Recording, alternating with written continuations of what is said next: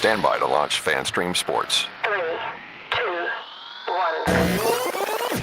Let's start. Hello, sports fans. Welcome to FanStream Sports. Nothing but pure sports. This is the JP Show. JP, it is so good to hear you back on the air. Stand by. Now, here's JP. Well, this is definitely not a victory Monday today as the Buccaneers get taken out by the Cowboys, who had nothing to play for except their jobs, I guess. They were beat up on defense, and damned if Liam Cohen just did not want to throw that football last night. We will get all into the Bucs and the Cowboys last night, college football over the weekend, the Bolts yesterday against the stinking Panthers. All that and more here on the JP Peterson Show this morning. Good morning to you, Tim Ham, who has not gone to sleep yet after last night's Cowboys Buccaneers with all your different responsibilities. How are you this morning? How is the Metroplex this morning after the big win? The Mike McCarthy knives been put away for the moment?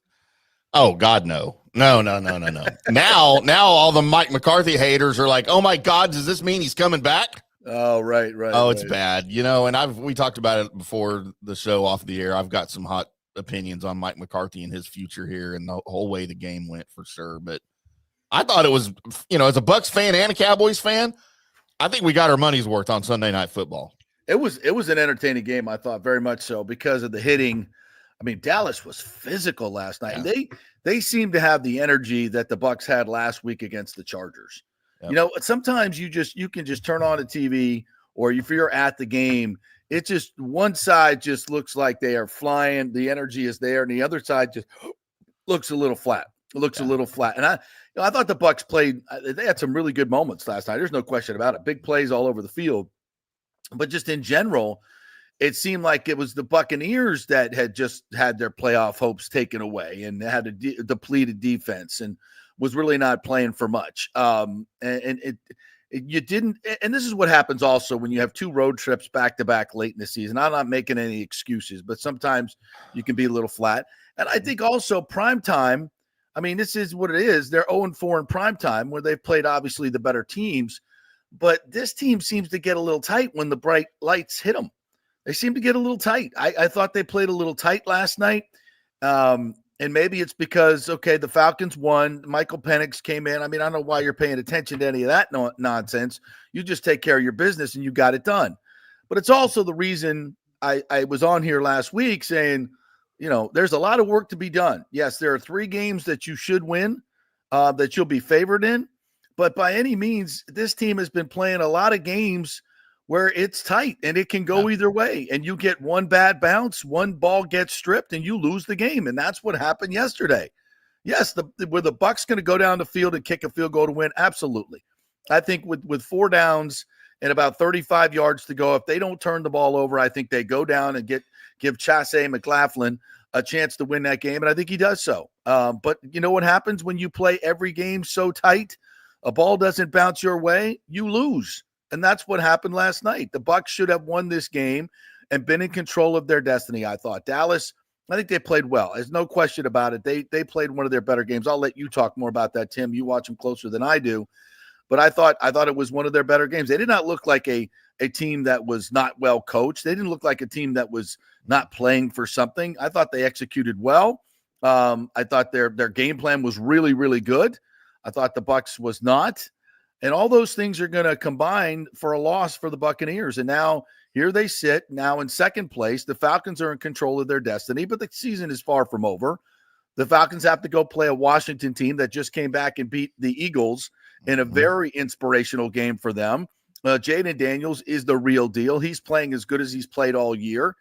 So I think Washington, outside in the elements, something the Falcons aren't really used to. They're the favorite to win this game, and the Bucs just need to beat Carolina and the Saints at the end of the year. But this is what I said last week. Are the Bucs capable of going 4-0 down the stretch? Sure they are. Are they capable of going 2-2? Yep, sure are. And that's who they are. They're a 500 team or a little bit better. And that's when you look at the talent on this team, I think they should be better. When you look at the schedule that they've had, they should be better. And this is why when you lose 2 games to a Falcons team that I don't think is as good as the Buccaneers team, I think the Buccaneers roster is much better. than the Falcons. They had a horrible miscalculation in their quarterback situation, and they still might win the division. And as before we get into the X's and O's of this game and what happened, I think this is the larger conversation that we've been having. It's, it's one of the reasons a few weeks ago I said at some point it's going to be Liam Cohen instead of Todd Bowles. So let's go. And I don't think there's, we've already got a heck of a lot of comments that want to see Todd Bowles go. Is Todd Bowles holding this team back? Good case can be made. And again, I love Todd as a human being. He's a great dude, and he had this team on the cusp of winning the division and might again. And frankly, that this conversation is probably for another time. I said it last week. Let's let the season play out, and it will expose exactly what the Glazers need to do in terms of their head coaching situation. So right now, it's really not a time for that conversation. Let's let the season play out and see what Todd Bowles does. If he rips off 2 and they win the division and win a playoff game, that's a case for him to come back. Anything short of that, Liam Cohen is your next head coach. And I think that's all that needs to be said. The season will determine what happens at the head coaching position. Arguing about it is pointless. Now, if you want to argue points of last night that bothered you about what Todd Bowles was doing and Liam Cohen, we're going to get into that. Ain't no question about it. And that can further the case as we look forward down the road on who should be the head coach of this football team. But for those of you who are disgruntled and been waiting for this loss to pull out the Todd Bowles knives, we know who you are, and that's okay. I think that's fine. I'm there too.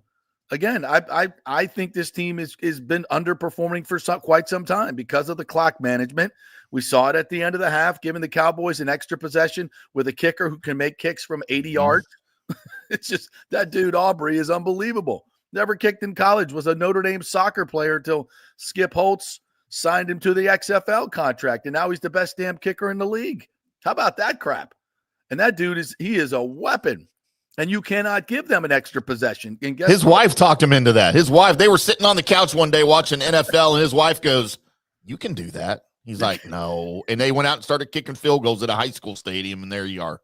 How about that? She wanted that NFL money. She ain't wrong. No. She ain't wrong. Yeah, listen to your wife every now and then. All 3 of them. Yeah. So, yeah, listen, I really think that this Buccaneers team deserves better. And there were, we've talked about some things going into this game. Baker Mayfield was just too loose with the football last night. And that's something that has been a bit of a constant through this season. As good as Baker has been, him trying to extend every play out of the pocket, holding the ball out there. There should have been at least 2 more fumbles last night. The Bucs were fortunate. One, I think 2 of them were overruled. That could have gone the other way. The turnovers were killers. And we talk about some of the key plays. And there's another thing I've said all year long. I love Jalen McMillan. I think he's got a great future in this league. But he is just not strong enough and doesn't play physical enough right now. And a lot of guys learn this coming into the league, folks. College is a different game. You can run around people all the time. The physicality in the secondary is just not what it is in the NFL, especially with the Cowboys. Y'all, Tim, y'all got some guys. Donovan Wilson, Ron Bland. These guys come to play. They are physical. And do you catch the ball? You know what the first thing they're doing? And I'd like to see the Bucs do this more. We don't. First guy, hold him up. Second guy is ripping. And I mean ripping that ball in the run game and the pass game. Bucs don't do enough of that. That was a huge play in the game. Jalen McMillan is open, does a nice job of, little, hand to the face that he got away with. But in that contested catch, that ball is yours and you have to take it away. And I don't know if he got hurt on that play or something, but he came up.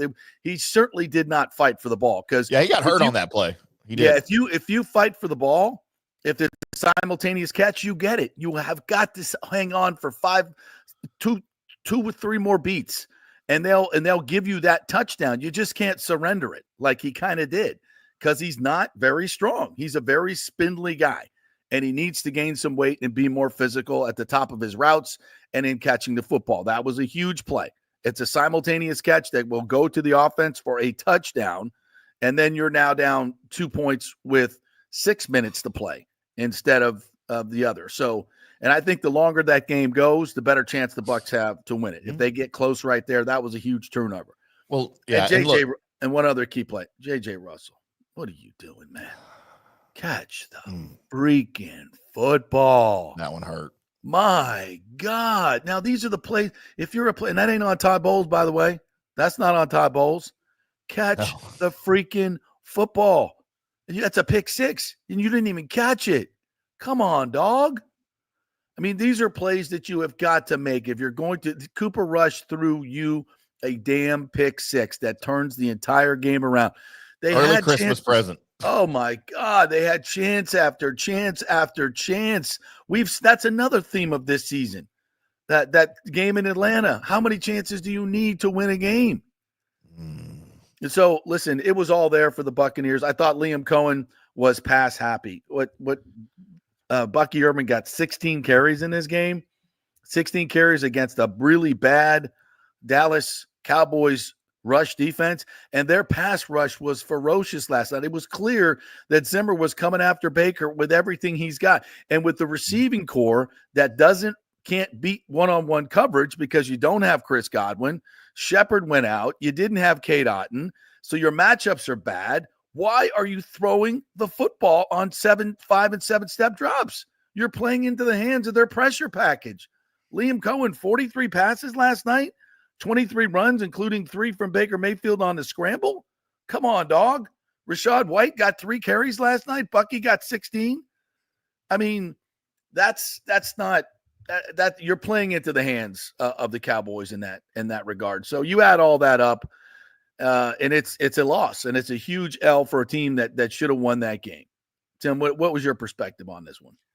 Yeah, I didn't think the Bucs played a bad game. Obviously, they were in it late, but look, the Rashad White fumble right at the end of the game. The football gods taketh, and the football gods giveth. Okay, this was karma for the Panthers game that the Bucs ended up winning because of the Chuba Hubbard fumble in overtime. All right. That's a great point right there. They just trade. It's a trade-off. All right. It all comes back full circle. Things like that late in games. It happened. Look at the Cowboys.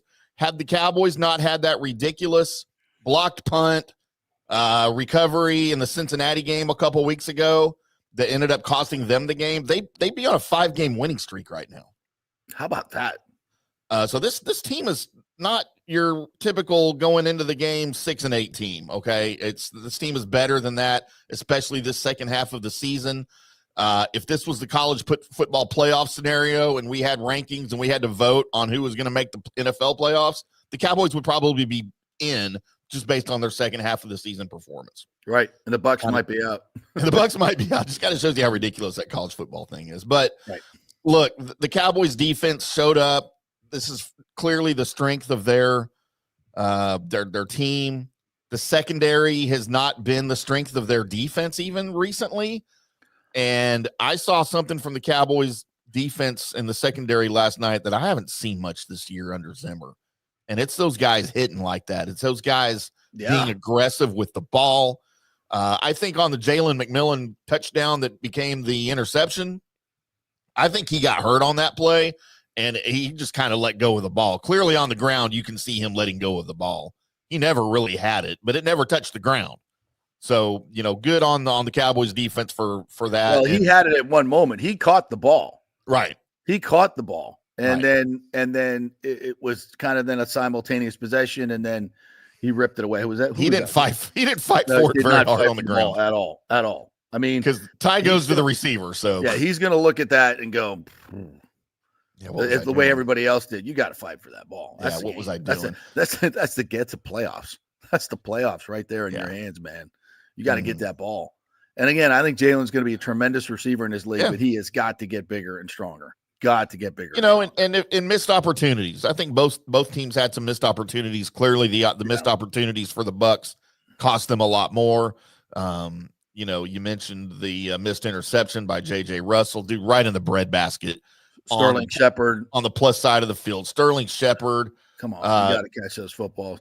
There was the deep ball from early, right? Yeah. There was a deep ball from Baker to Trey Palmer, and Palmer's he's supposed to go across the field, and Baker lets it go, across the field where it's going to be an easy touchdown, use his speed, and he turns the wrong way. Yeah. Like, what are you doing? What are you doing? These are the things that a Chris Godwin doesn't do. I hate to keep coming back to this, but if Chris Godwin is playing, this team is two wins better at least. It's easily into the playoffs. And defensively, the Bucs, I think they had the right game plan coming in defensively. You clearly shut down the running game. Rico Dowdle, 13 carries, 23 yards. That's a 1.8 yards per carry average. The longest run he had was 6 yards. Turpin had a 12-yard run. Elliott had the 1 carry on the touchdown. And that was it, man. 31 total yards rushing for the Cowboys for a team. Dowdle had a career-high 149 last week. They'd rushed for over 100 yards in 3 straight games coming into this game against the Bucs. Clearly, the focus was to shut down the running game, and it did. I think part of why Dallas still won the game and was still successful is because they still kept running the ball, regardless. Regardless of the stops, they kept running it. Cooper had a freaking out of his mind night throwing the ball. I didn't see a ton of the weird inaccuracies, the short. That's because he had a humongous pocket to work from. He had all the time in the world. Zero pressure. It's not only having time, but when you have a pocket of 5 yards in front of you, you see the field. It's so easy to see the field and step into the throw. Your mechanics, Baker was under pressure every moment because Zimmer was going to look. We're going to let our guys cover. You got a bunch of average dudes out there running routes. You got no K. Dotton. You got Ryan Miller, Sterling Shepard, and Trey Palmer. I mean, come on. That ain't and Payne Durham. None of those guys are going to beat anybody one-on-one. So you go man and the double mug A-gap blitzes all day long and in an offensive line that's done a great job. So how do you combat that? Screens, draws, which we saw a little bit of that, and they were all very successful. But the deep drops, every single time Baker was under pressure. I thought I didn't think Liam had a great game. I thought he threw the ball way too much and played into the hands of the Zimmer pressure. And that's not a terrible thought, going in and trying to take advantage of a very, very depleted Cowboys secondary. I mean, that's not a bad game plan going into it. I just think the Cowboys secondary played out of their minds last night. And I've watched every Cowboys game this year. I've watched most of the Bucs games this year. And I haven't seen that from the Cowboys secondary, especially when Trayvon Diggs was in the game. Trayvon Diggs, he may be done here in Dallas, man. Nobody here is on his side right now. But Cooper Rush, 26 of 35, 292, 1 touchdown, no interception, only 1 sack on the night. Yeah, that's the key right there. And no pressure off the edge. I mean, no pressure off the edge whatsoever. And that's killing this Buccaneers defense. And that's why I've said, for weeks now, I don't trust this Buccaneers defense. They're going to get exposed by one of these teams down the stretch. And so I said last week, the Cowboys, they got playmakers, man. Dowdle and CeeDee Lamb, and CeeDee got loose a couple times for some big plays. And the offense, just too many mistakes to overcome a defense into the great wide open. The middle of the field was just Flournoy. What's that guy's name? Flournoy. Flournoy coming in. He's like the 6th string wide receiver. I mean, he's wide open, making catches and plays. There was just so many open plays over the middle because Cooper Rush could just stand back there without any duress whatsoever and deliver the football. And that's, unfortunately, we've seen way too much of that from this Todd Bowles defense of this year. So, again, it's an opportunity to get to the playoffs. It's still there in front of you. I don't think the Falcons are going to go win both of these games down the stretch. I mean, this next one against Washington, they'll be underdogs, and the last one against Carolina is no gift.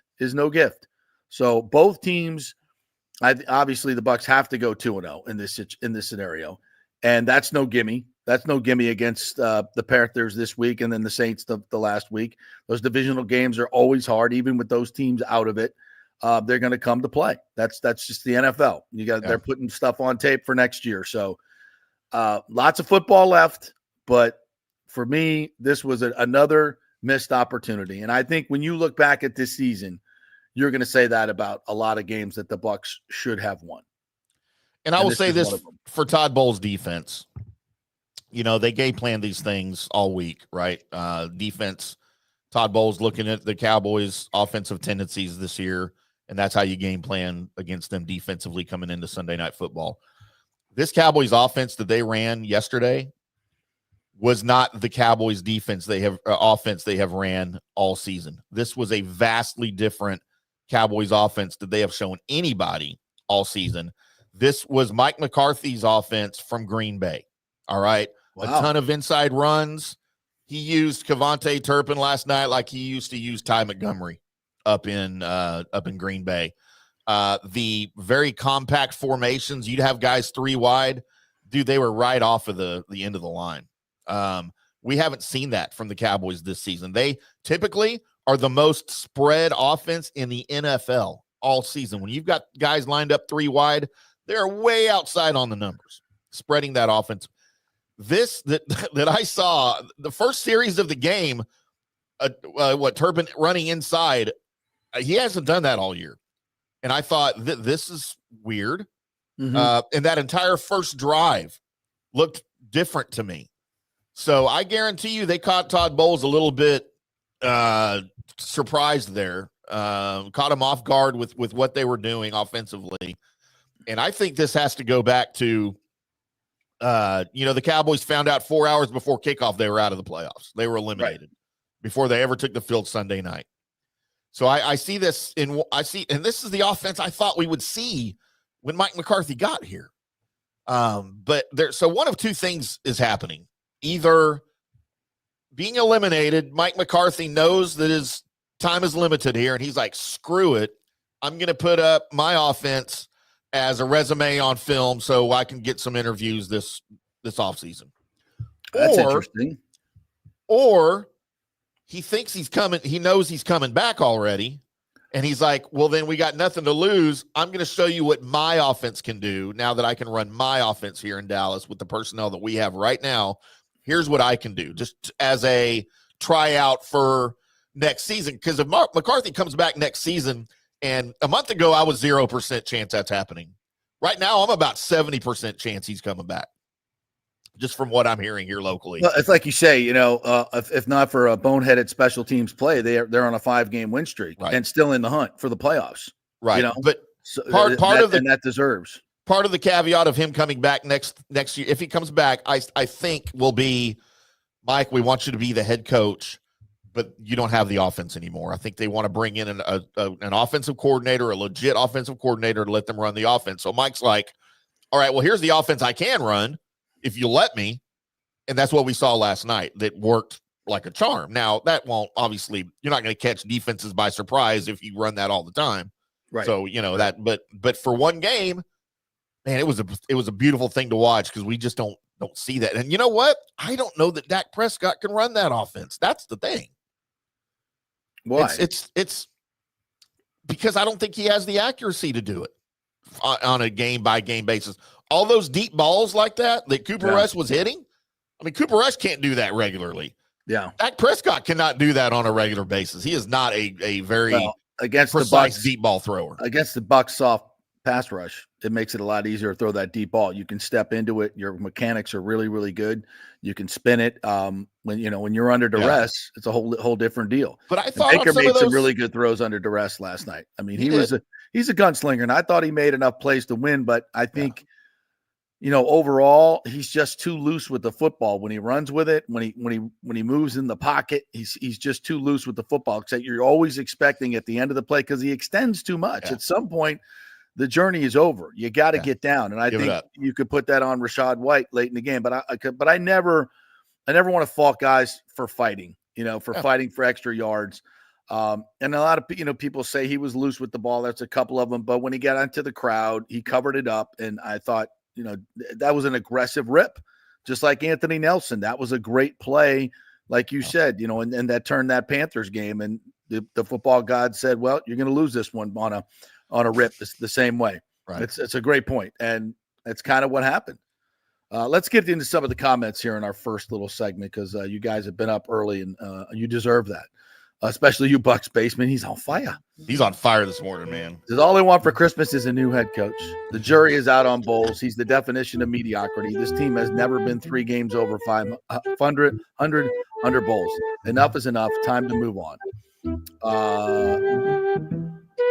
Once again, Bowles does not have this team prepared for the moment. It was the Broncos all over again. It's a no-brainer at this point that everything from lots of players to the head coach DC needs to go. I don't know about lots of players. Wait a minute, Tim Ham. What is this Cowboys font this morning? That's not Cowboys. That's Cowboys font is what that is. It's called Graduate.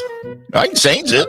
No, I don't care. I'm just there we go. To the winner go the spoils, my friend. I didn't even think about that, but that's pretty funny. Cowboys font this morning. Okay. We'll make it big. Changing it now. For God's sakes, please. Let's get, do we have any like Buccaneers swashbuckler font? Do they have that? There you go. There we go. You're like, that's called Metal Mania. That's swashbuckler font right there. That's what I call it. Go back to the Cowboy stuff. It's so much easier to read. That's what I thought. Yeah, you might. Let's see. You gotta find it right there. You go. Let the Falcons win the division. They'll get bounced in round 1. Get a first place schedule. This team will be better once we trash the HC, promote Cohen, and finally give O stability. That's from Bucs basement again. But he's not done. How is it that 5 years in, we're still dealing with fundamental issues and poor communication on the D? This offense is on year 1, is soaring. It's an indictment on the head coach, plain and simple. I think we got your point there, partner. Yeah. Kenneth McClary says the simple truth is that prime time for Tampa Bay Buccaneers is too bright of a light. When the lights come on, they shrink in the moment. This team has a hard time looking like they are prepared for the big time. I always have a hard time with those type of criticisms. Do guys prepare differently? Do they get tight? I guess it could be a thing, but to me it's more about when I watched that game last night, I thought the Cowboys were just more aggressive. They were more aggressive. They had better energy, and maybe that's to your point. The numbers don't lie. You're absolutely right, Kenneth, and that's 0-4 in prime time. Simple truth is I guess we just did that. Sorry, I'm losing my place here. Todd Bowles is not a good enough head coach to risk potentially losing Cohen. Yep, that Bucs basement. Yep, I agree with you there. William Madden says, "Hey, JP, Merry Christmas to you and your team. Did you see Matt Berry over the weekend with Feinbaum saying 2 teams, Indiana, SMU, are frauds and had no business in the playoff? Watch Bama be in next year." Well, there's a lot of football to be played for Bama to get in. I mean, at this point, I want to rip them as much as anybody else, but we need to do, if we have time in the second hour, we need to talk college football playoff. We're definitely going to do that. Absolutely. But to your point, Feinbaum, Tennessee didn't do so well either, did they? It was more the favorites were the favorites. I mean, the favorites are killing it this year. They just rolled. And that home field advantage means something, doesn't it? In that first round of the playoffs, just like in the NFL. Yeah, but I have a fix for that, by the way. Okay, as I always do. Yeah, I always fix everything. You're a fixer. I fix everything. They just let me work, for God's sakes. Let JP cook. Yes, let me cook. No, I do. I really do have a great. And I gave it to you last week in my playoff, my 12-team playoff, in my revamp of the entire college football. Just real quickly here, first round games are conference championship games. Division winners against division winners. You think that, and at a neutral site, you think that's going to be more competitive within conference? Yes. Extremely more competitive. So that's not a bad idea. Include the conference championship games in the playoff, yeah. And then the conference championship games become more relevant, which right now they're actually a penalty to play in. Yeah. But you can't get rid of them because why? Money. Even though they mean nothing now. That's right. But they mean a lot to the people buying them tickets. Exactly. The cities that are hosted. Michael Luru says, good morning to you. Clock management at the end of the first half gifted the Cowboys 3 points. The difference in the game was 2 points. Yes, we mentioned that, and you are 100% right. He can't get it right. Nothing new. It's nothing new, though. Know how to manage the clock. We want Bowles gone, says Bucs raise Bowles. Baker needs to learn how to throw the ball away. Amen, brother. I saw him do that a couple times. It's just not enough. Not enough. If Michael LaRue says if the Bucs don't make the playoffs, Bowles shouldn't want for a phone call. He should just collect his things and go. if I'm him, I kind of see the writing on the wall. They're not letting Liam Cohen go. He's not effing leaving. As I told the folks on Good Morning Football, which, by the way, we will show that for those who missed it in the second hour. It's just a little 6-minute clip, but that was fun. We'll get into that second half. I want to talk Bucs. Cowboys. TJC said 22 said it at halftime. That field goal was going to be the difference. Turns out correct again. Yeah, I'm watching it going, what are we doing here? Like, it seems so obvious. You can't, and then of course you come out and just let them go right down the field. You know, that's another thing you have to allow them to do. Play that stupid zone defense. James, guys, it's too hard to have to win after 4 and 6 starts every year. It's taxing on any team. Rashad can't fumble. Also, Liam had a bad night too. 7-step drops all night. I agree. I kept saying, I'm watching, like, what are we doing? I mean, every time you step back, the pressure is unrelenting because you've got Sterling Shepard and Ryan Miller and Trey Palmer. They don't scare anybody. You can cover them with average corners, man to man. And that pressure was on him fast, too. TJC 22 also says TB had only 6 unsuccessful first down pass plays. Where miscommunications, Palmer and Evans. One was a sack where Irving looks to have missed the blitz, pickup, and the touchdown that was ripped away. So, I mean, first down passes are good, and Liam just did not have a good flow last night. I don't know what he was thinking in terms of wanting to push the ball down the field when you have the second best running game in football. And they weren't stopping the run. And he comes out in the third quarter, does 3 like he did last week, 3 straight Bucky Irving runs, 2 straight first down. I mean, Tampa Bay had 134 yards rushing. They averaged 5.8 yards a carry last night. And you threw the ball 43 times. Yeah, why would you go away from that? And think of all the bad things that happened. How many times did Baker get sacked yesterday? It seemed like about 12. 4 official sacks. Yeah. And how many? I think there was another 20 pressures. At least 20 pressures. It's just every time you drop back, something bad happened for the most part. Or it was 50-50. Yeah. DJC 22 says Bucky Irving did not have a successful run after 3 minutes into the second half. That means there were 27 minutes where he did not have a successful run, yet Cohen called his number on 4 first downs. I don't have a problem with that. Yeah, I saw a couple of short plays, but you have to have some balance, right? You know this, TJC. You can't just throw the ball in first down every single time. And I think the first carry of the third down, I guess you're talking about after that. Yeah. I don't know. I just stuck with it. It seems like if you have a couple of bad runs, especially when every time you drop back, you're getting pressure and something bad is happening. Even though on the ones he completed, it was like, whew, that was close, you know? And this was part of the reasons. Multiple double-A mug looks, no hot routes to be found. How much do you think of that? It's because of the lack of experience in the receivers. Yeah, Shepard cost us a touchdown. I think it was more on McCollum on that one. Bowles didn't. Jim Barron, good morning to you. Bowles didn't drop several easy catches, throw an interception, fumble the ball. It was a team loss. Saying that, Bowles cannot successfully manage a close game. Ain't that the truth? Mark Halliday says, time for Liam Cohen to take over. TJC 22, every week guys have to make plays for their quarterback, and every week the Bucs wide receivers, no, I don't think I will. That's true. I mean, there were some big hits, and the one that Mike got smoked, that's a tough catch. That's a tough catch in that situation. And by the way, he was open on his original route, and Baker pulled the ball down and ran. I didn't think Baker did a good job of getting the ball out quickly last night. Michael LaRue said the Bucs are ranked 27th in the NFL with 7 interceptions. Does the defense practice catching the ball? Well, if they practice it, they don't. It's not helping. They're terrible. They're just terrible. They can't catch the freaking ball that J.J. Russell won. That's a game changer. Yeezy says everyone on the defense has regressed or stayed the same. Sorry, Bowles. Tough business, but you're out of here. How come these outside pass rushers do not get any better? I mean, Yaya has not had a great year. We expected at least a double-digit sacks from him. Yeah, not happening. I don't see the variance of moves.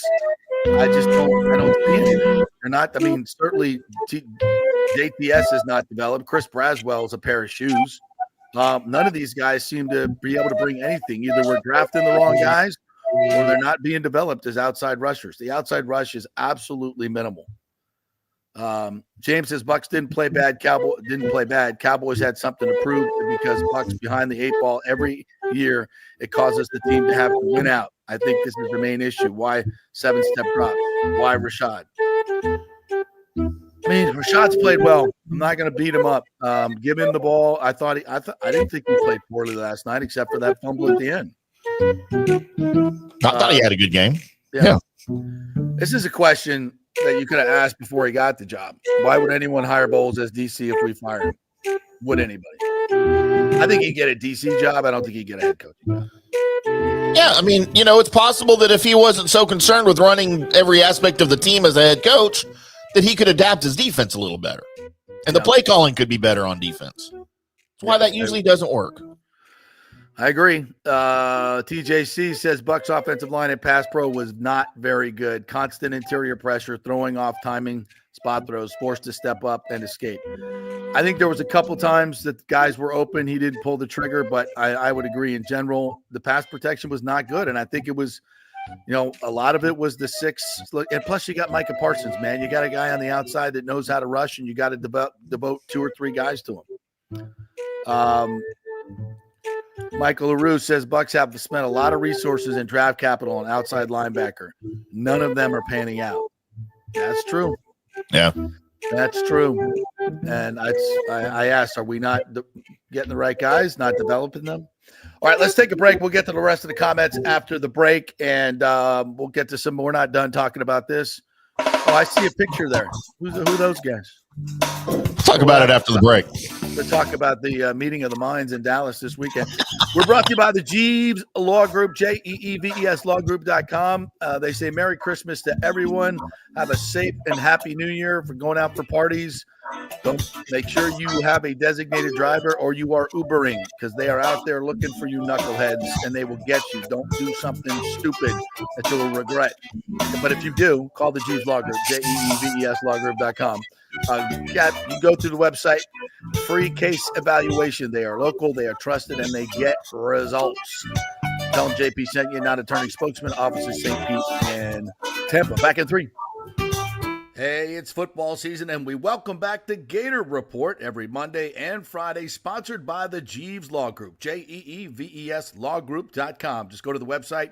You can contact them through there. Scott Jeeves is a tremendous, aggressive attorney and a big Gator fan, so we appreciate him supporting this show and, of course, your Florida Gators. They are local, they are trusted, and they get results. Whether it's personal injury or anything else, any law matter at all, it's the Jeeves Law Group, JEEVES lawgroup.com. Give them a call. Tell them JP sent you.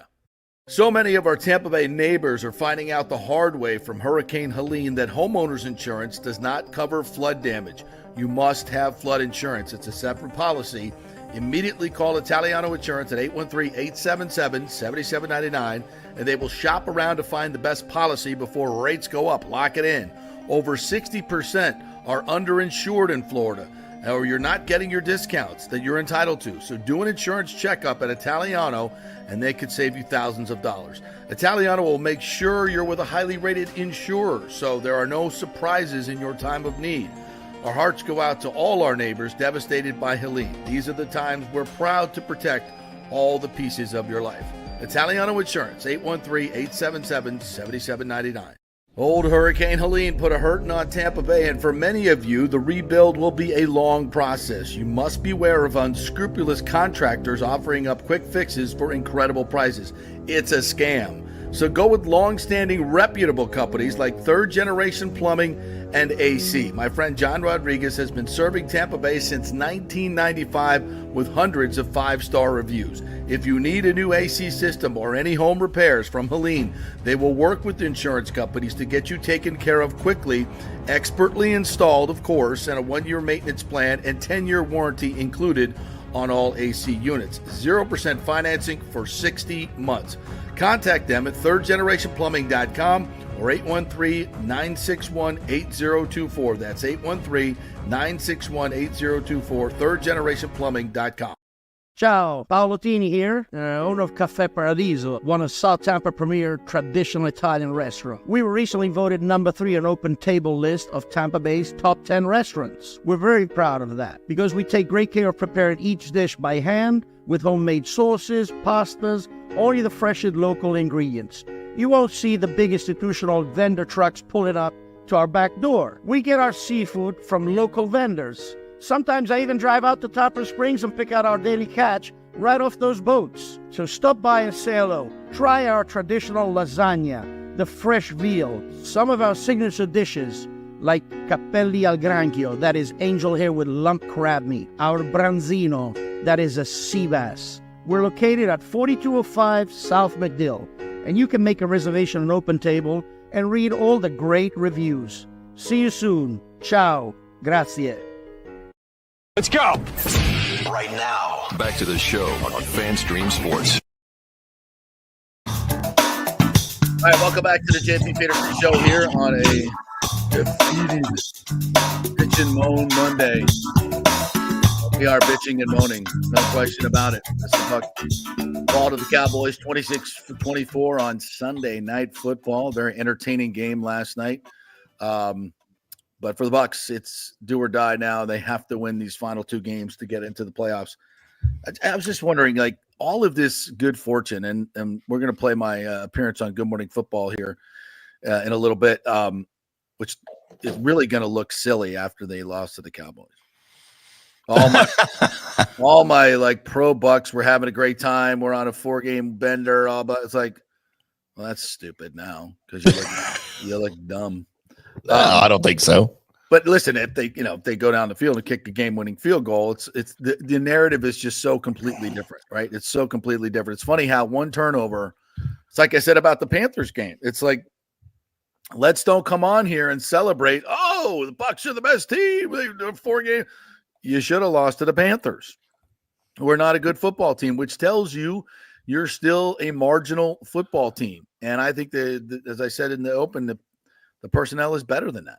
It's just better than that. And at no point in that game did I ever think the Cowboys were going to win until the Rachaad White fumble there at the very end.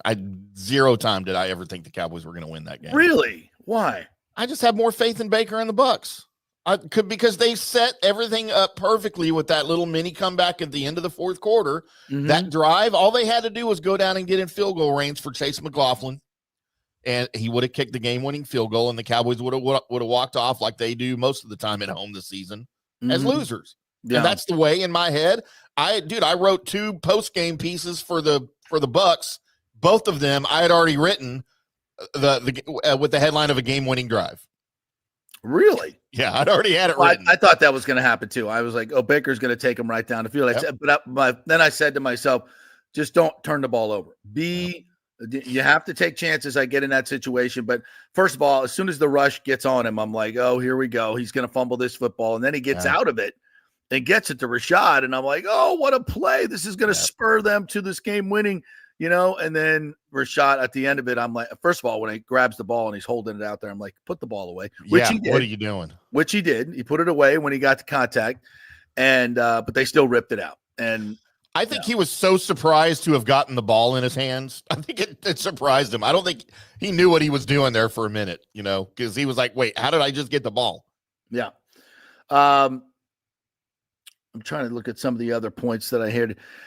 What's interesting is when you talk about these primetime games, does the coach have anything to do with, quote, preparing your players for primetime games? I see this all the time. Bowles doesn't get them ready for primetime games. I don't know. I don't know how to put how to quantify that. That's the word I'm looking for. I don't know how to quantify that. To me, it's more about your persona as a player. Do I think Baker shrinks in the moment? Hell to the no. Do I think he maybe tries too hard? You can make a little bit of a. I think it's more about individual players, who they are. Right. Some guys shrink in the moment, some guys don't. I don't think it's coach worthy. Right. What do you think? I don't think primetime games mean as much now as they used to, like when you and I were growing up, because there were so few of them. It was such a big deal to be on a primetime game. Players absolutely and teams absolutely stepped up because they knew the world was watching. Whereas, playing at 1 o'clock and on a Sunday, there's probably very few people by comparison watching on TV. Right. Nowadays you've got a Thursday night primetime game, you've got a Sunday night primetime game, you've got a Monday night primetime game. Right. There's a lot of them. Yeah. It's just not, and the way players now is with the age they are and the world they've grown up in with cable and a million channels. I just don't think it means as much. Mm-hmm. I do think a coach can get players up though by touting that in the pregame speech or whatever player is leading his team. Usually you have a player doing that pregame thing, getting them all riled up, on the sideline. Yeah. I think that, you can get guys motivated a little bit in that. If you say, dude, we are the only game on right now. Everyone in the world is watching us. Let's show them our best. I think that means something. Okay. I don't know that everybody does that though. And especially Todd Bowles, I cannot see him doing that to his team. No, he leaves the motivation to other players or coaches. Right. I mean, him trying to do a rah-rah speech would be like, nah, that's something is off here. It's just not authentic, and that's why he doesn't do it. This is not his butt, and that's fine. Right. Rick says the Bucs only win primetime games when it's the Super Bowl. Bingo. His defense certainly played primetime that game, but again, look at the players. Tom Brady, he's usually pretty good in primetime. So to me, it's much more about the players, who they are. And that's why when you draft players, when you acquire players, I think you have that in mind. Like, how do these guys play in the biggest moments? When you're looking at the film and evaluating the film, go back and look at Jalen McMillan in the playoff last year. That dude, he was balling out. I don't think he's scared. I just think he's a little light. He's a little light right now. Yeah. Those arms are a little spindly. We need to get some meat on those bones, my man. Because as Mike Evans said, they mentioned this on a broadcast, he's the best rookie route runners he's ever seen. He's going to be good, but he's got to get used to the physicality of the NFL. And that's not unusual for wide receivers. I've seen, I think CeeDee Lamb, when he first came in, was that way, wasn't he? Mm-hmm. Yeah, very much so. Yeah, and he's bulked up. Mike Evans, it's another one. I mean, you got to learn how to play physical in this league. You got to learn what you can get away with and what you can't. And he will. As a matter of fact, CeeDee Lamb's after his rookie season, I saw him that following off season. At a crawfish boil here at one of the local eateries and bars, and he was with some of his buddies that weren't Dallas Cowboys, and I recognized him immediately, and I'm like, that dude's an NFL wide receiver, because he was in a tank top and shorts. And dude, he looked like Sean Bradley out there, just like not even proportionate, just so skinny. But now he is certainly bulked up, and and he needed to for sure. Yeah. But it's just weird when these little skinny kids come in from college to the NFL. You just don't have that big expectations, I don't think, but they can certainly turn it around. All right, now I'm pissed. Uh-oh. Well, first of all, before we get to me, let's get to this. Oh, how you like that right there? Oh, yeah. TJ and Timmy. Where are you guys at? That's a cool place, wherever that is. We were at a place called the Yard House out in Las Colinas. I can see the Yard House right there in the background. See the yard of beer right there. Yes. I did not enjoy a yard of beer. I did, however, as soon as I rolled up, he had been there for a little bit. That's about an hour away from my house. So once he figured out where he was going to be with everybody, he let me know. So I rolled over there. I hadn't even sat down at the table yet, and the waitress walks up. She goes, "What can I get you to drink?" I said, "I will have 2 draft Miller Lights and 2 shots of Fireball." And TJ looked at me like, "You okay?" I said, "Oh, well, sorry. That's just what I order every time I go somewhere." That's the starter. Yes, that's my starter. But that's your starter. Yeah, rev them up. You know your game. You stick with it. We were trying to enjoy Ohio State and Tennessee. But both of us, of course, cheering against Ohio State. It wasn't to be. We lost interest. Then we had the Mavericks game on, which I don't give 2 flips about. And just a lot of talking Bucs, talking Cowboys, just like you would imagine, and he got into telling a little bit of stories, some Tom Brady stories and some Bruce Arians stories. And he's such a wealth of knowledge and stories, and he's a great storyteller. He's a great storyteller. Yeah. I was just, Yeah, I was. And the first time we met in person, obviously, it was funny. He's like, I feel like I've known you for years, but it's the first time we're seeing each other in person. So, and that voice. And by the way, if you think that he turns on the broadcast voice for broadcasting, no, he talks like that when he's ordering pizza. It's like, I'll have the pepperoni and double mushroom. That's why he's so great. Yeah, no, that's how he talks. It's fantastic. Yeah. It was great though. Good times, man. Good to see TJ. Yeah, I'm sure he enjoyed the stadium and all that was. Yes, sir. We'll find out tomorrow. We'll get him on the show. I want to finish up more of the Bucs comments here, and then we'll get to my Good Morning Football. Where I'm pissed, Mike Holcomb has disparaged me for no reason, and I will get to you in a second. No, About my GMFB performance. What else here we got? Elijah Barrera. I want to get to you. Good morning, Tim. Were the Cowboys dancing to the We Dem Boys? Can't believe the Bucs lost to the Cowboys. We Dem. Were they dancing? All right, look. I look. let me get on my soapbox here. You're my old man here for a second. That is one of the things I cannot stand about the culture of this Dallas. What in the hell does We Dem Boys mean, and why is it stuck to the Dallas Cowboys? Because that drives me almost more crazy than their play on the field when they're bad. That to me is an embarrassment. We're freaking adults. We know how to spell words. Spell the words. Are they them boys with an S? Maybe. I don't know. I don't know what a dem boys means, all right?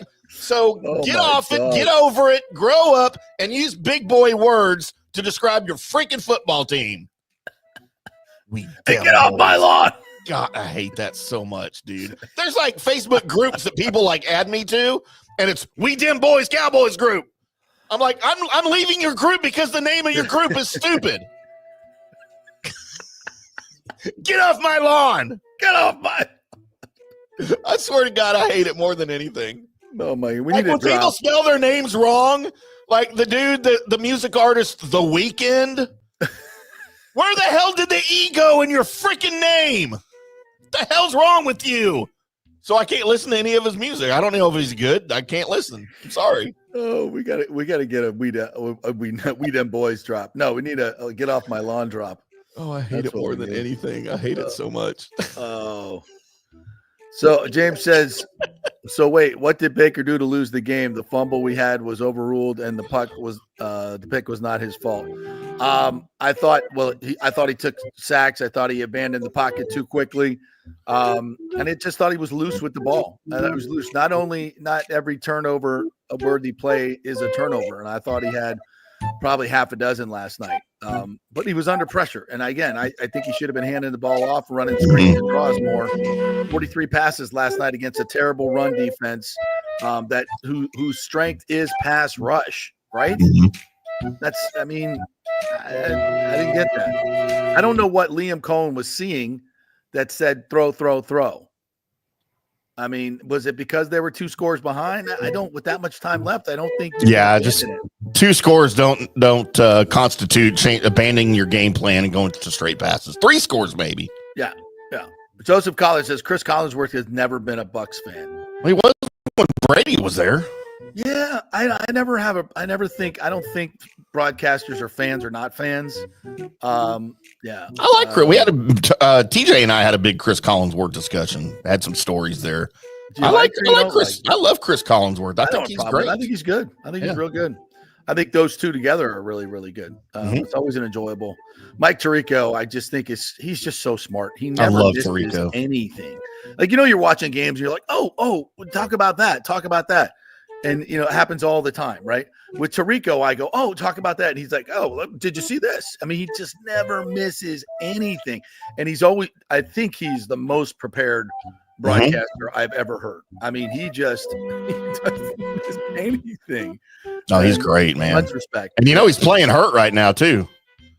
Is he now? He tore his Achilles, a month or so ago. Oh, wow. Wow. That is, I mean, I know he's not a player, but that wrecks your life. Like, you can't walk. You can't do anything. Ooh, wow. I did not know that. Yeah. Michael LaRue says we need a 6 or 8 team playoff. Are we already going backwards in college football? God, Is that what you're doing? No, we just need to tweak it, Michael. Don't relax. It's the first year. Come on, Michael. Hey, Michael, get off my lawn. Yeah. And I do think they went overboard to put teams in that maybe didn't deserve it this year because they screwed FSU last year. What do you think about that? Yeah, I'm never getting over it, by the way. Of course, the players like playing for Todd Bowles. He gives them more days off, but then they look like crap and don't warrant those extra days off. I have a huge problem with it. Huge problem with it. Huge. It's constantly, we'll see on Wednesday. I mean, really? It's a playoff push. I know. If you can get them in the building, get them in the damn building. They're getting paid. They have the whole freaking off season off. You know, no. It's way too soft. I think training camp soft. I think, yeah. Rick said the Bucs only win primetime games when it's a Super Bowl. You damn right. That's right. We already said that one.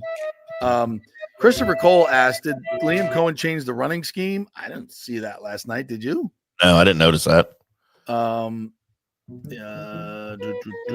James says Baker had 42 yards rushing. Again, he is not the issue. I don't think enough screens to running backs.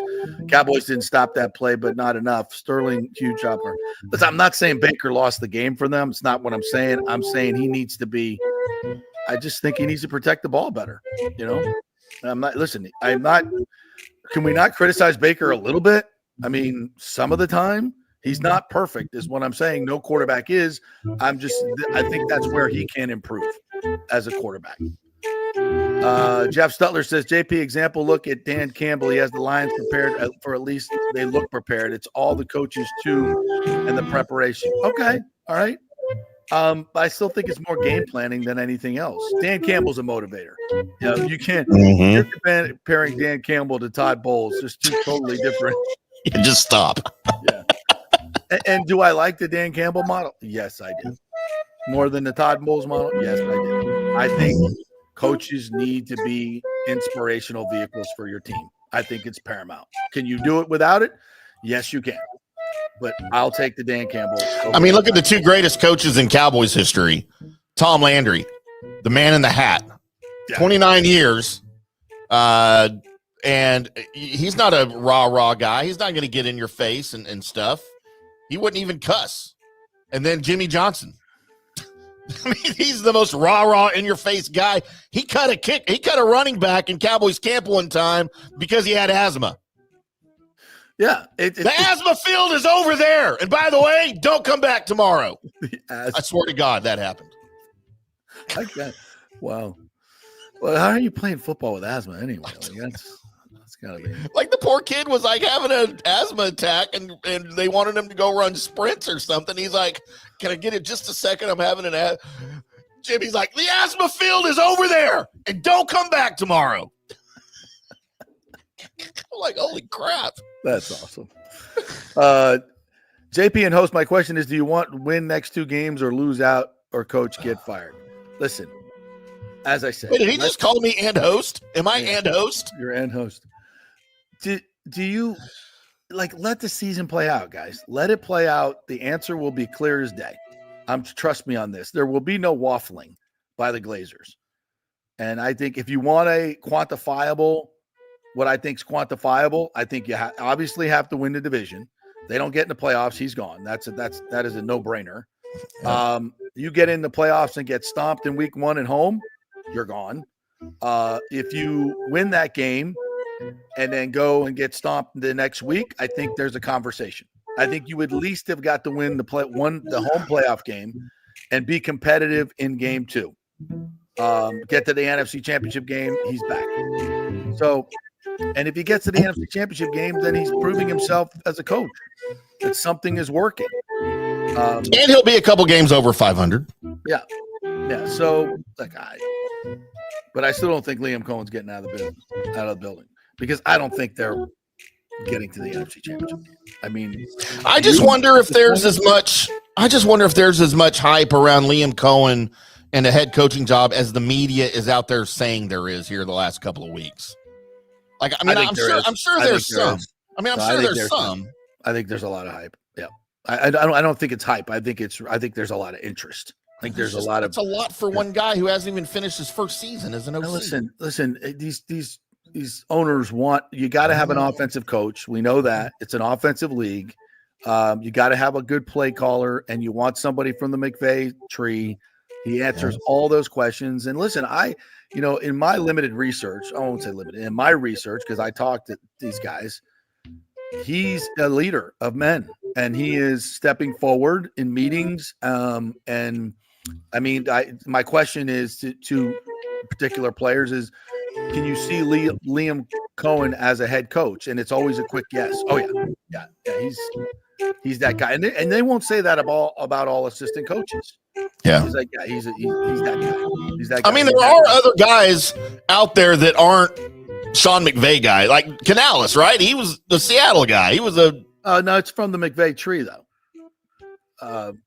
because the offense coordinator in Seattle, and I'm forgetting his name right now, was a McVay guy. So he learned mostly under that system. Mm-hmm. That must run deep then, huh? Yeah, it did. Yeah, it's infected the entire. It's the new West Coast offense, basically, that Bill Walsh brought. LOL, Tim. Agree with grow up. Use big boy words. Yes, spell them right. Some of the people in that group probably wasn't even born when they won the Super Bowl. That's for damn sure. In Cowboys, we them Cowboys. How long has it been? 36 years now since the Cowboys won the 1995 season, the 1996 Super Bowl. So 28 years, 31 years. They said there was no math in this job. All right, we'll take another break. When we come back, in case you missed the monumentous appearance on Good Morning Football, we had some fun with it, so I want to play that. And Michael Holcomb has accused me of something that I am not guilty of. And I am red-faced about it. Can't wait for this. Not really. And we're going to talk some college football. Bolts last night, disappointing performance in their 4-2 loss. And I think in the entire post-game show, I called it a 3-2 loss. I don't know why. Maybe because Chief was with me last night. Oh, did you really? It's an empty netter. I always forget those. Sometimes I forget those empty netters, with like 6 seconds left, right? It was a 3-2 game, 4-2 final. Right. So we'll talk about that and lots of things going on in college football. We are brought to you by the Golden Diamond Source, folks. It is obviously holiday season, just a few days left before Christmas. That's why the Golden Diamond Source is so important. It's so easy to get in and out of. You just pull up right in the parking lot right there. They have their own parking lot. You walk in. They're there to greet you and say, would you like a drink?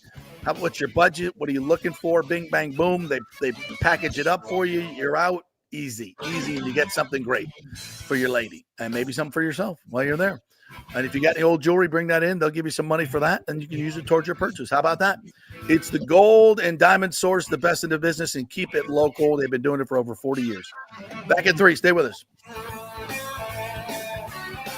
Hey, folks, let me tell you about Bay Area Modern Medical Center, a very different kind of approach to primary care. Personalized preventative medicine, not a one-pill-fits-all mentality.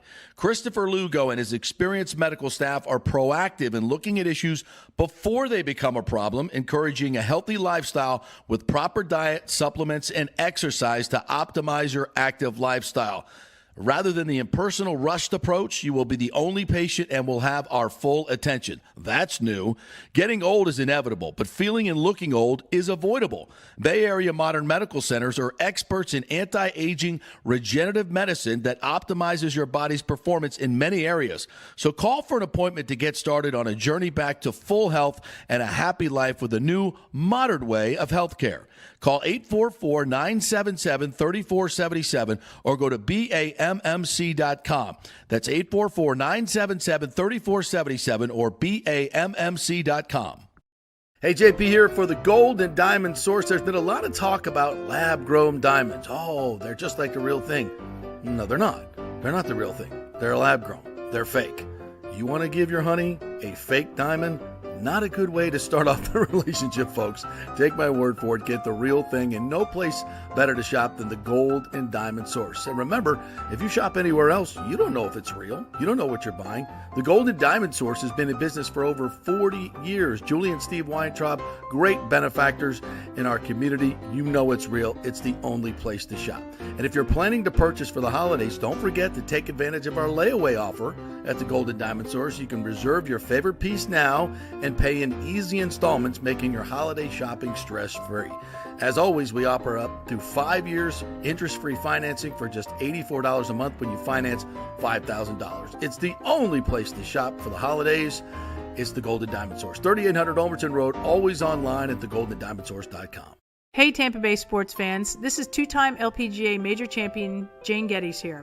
After winning the US Open and 10 other LPGA events, I wanted to try something completely different. So I came right off the top turnbuckle and landed in the crazy world of WWE. And yes, you heard that right, that's WWE. Working for the Vince McMahon as the VP of Talent Relations for the company. Now, though, I want to work for you. Everything I've done in my life, I've done with incredible passion. And now I've turned my focus to leading the best real estate team in Tampa Bay, the Geddes Gordon Group with Keller Williams in South Tampa. If you're looking for a new home, an investment property, or looking to sell your current home, we will give you major championship level service. When you choose Geddes Gordon Group, you become part of our inner circle, like family. So if you're looking for a few golf tips or a golf course view, we're going to stripe it right down the fairway. Call me at 813-485-6808 or go to gettysgordongroup.com, or again, give me a ring at 813-485-6808. Let's go! Right now. Back to the show on FanStreams. All right, welcome back to the JP Peterson Show. Merry Christmas. Happy holidays to all you degenerates out there that are going to take all your Christmas money and gamble it away. Oh, I have not been on the Hard Rock app lately. I've been taking a break. Got a fever? You feeling okay? No, I've had a good year. I had a good parlay year, and I've been just busy with work, doing all kinds of stuff. You know, the Lightning have been busy last night. Yeah. 4-2 loss to the stinking Panthers, late empty net goal in there. What hurts? Yeah. And they play again on Monday, right? Tonight, in Florida. Back to back. Got to win this one. Forgot today was Monday. Yeah, I know, right? That's been me all for the last 2 weeks. By the way, brought to you by the great folks at Cafe Paradiso. Head on over there if you got family in town and you want a reasonably priced, elegant meal in a great atmosphere. That's just fantastic traditional Italian food. It is Cafe Paradiso. Go see my man Paulo over there. Get a reservation. Number 3 on Open Table. Try the veal. Yes, the veal is fantastic. Piccata, marsala, any way you like it, with some little angel hair pasta, a side of lasagna, as we did. Just absolutely fantastic place, especially for the holidays. Beautifully decorated. So head on over there. If you're off this week, it's a good time to get over there. South McDill. Do it. Go on Open Table, get your reservation. All right, JP, before we get into your Good Morning Football, I have another get off my lawn moment. Oh, good. As I'm here at the FanStream Sports Dallas studios and right off the tollway here in North Dallas, and I have all 72 TVs turned on to some variations of sports across the country that are happening now, whether it's studio shows, got Good Morning Football. I had Get Up over here, which I never watch with the sound on, but I'll turn it on for, just for whatever. So Get Up just goes off the air at 10 o'clock a.m. Central Time. Mm-hmm. And I look up and I'm seeing a football game, and I'm like, this is what replay is this, right? Which college football playoff championship game is this that they're going to replay? No, JP, it's not a replay. It is a live football game played at 11 a.m. Eastern Time on a Monday before Christmas on December 23rd. It is the Myrtle Beach Bowl. Oh. Now, the Myrtle Beach Bowl. Early tea time at the Myrtle Beach? Yeah, because that's over there.